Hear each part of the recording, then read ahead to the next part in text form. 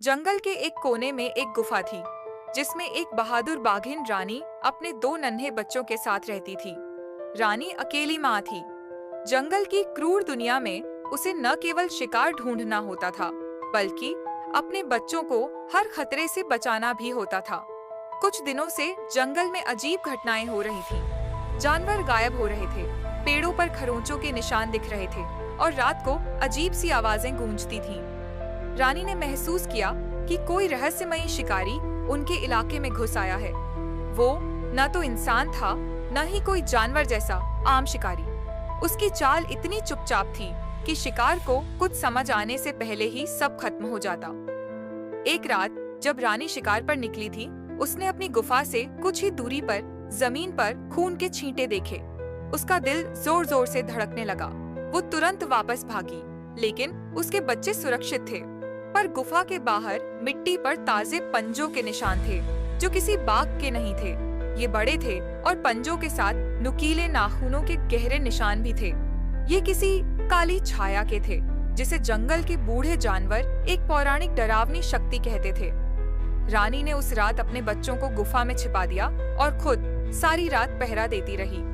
अगले दिन उसे एक घायल हिरण मिला, जिसकी आंखों में दहशत थी।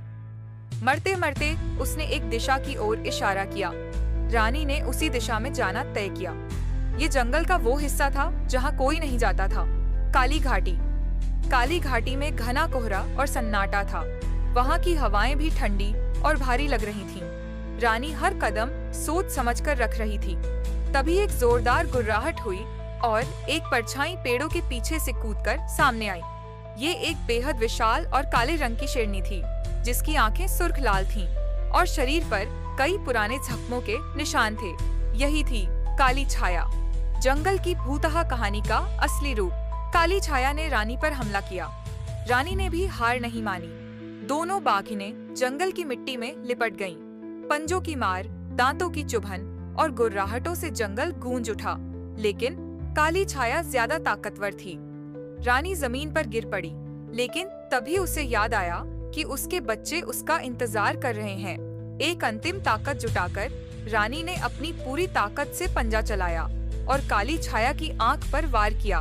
वो चीखी और पीछे हट गई। रानी किसी तरह वहां से बचकर अपनी गुफा लौट आई। वो जानती थी कि ये सिर्फ शुरुआत थी। काली छाया उसके पीछे आएगी। उसे न केवल खुद को बल्कि अपने बच्चों को भी बचाना था। उसने गुफा के चारों ओर कांटेदार झाड़ियों और पेड़ों की शाखाओं से जाल बनाया। उस रात उसने बच्चों को गुफा में सबसे अंदर छिपाया और खुद बाहर बैठकर पहरा देती रही। रात के तीसरे पहर झाड़ियों में हलचल हुई। रानी तैयार थी।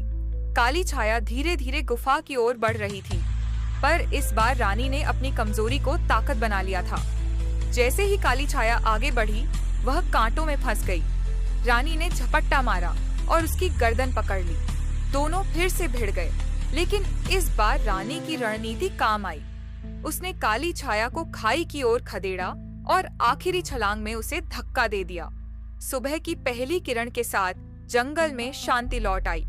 काली छाया अब सिर्फ एक डरावनी कहानी बन गई थी,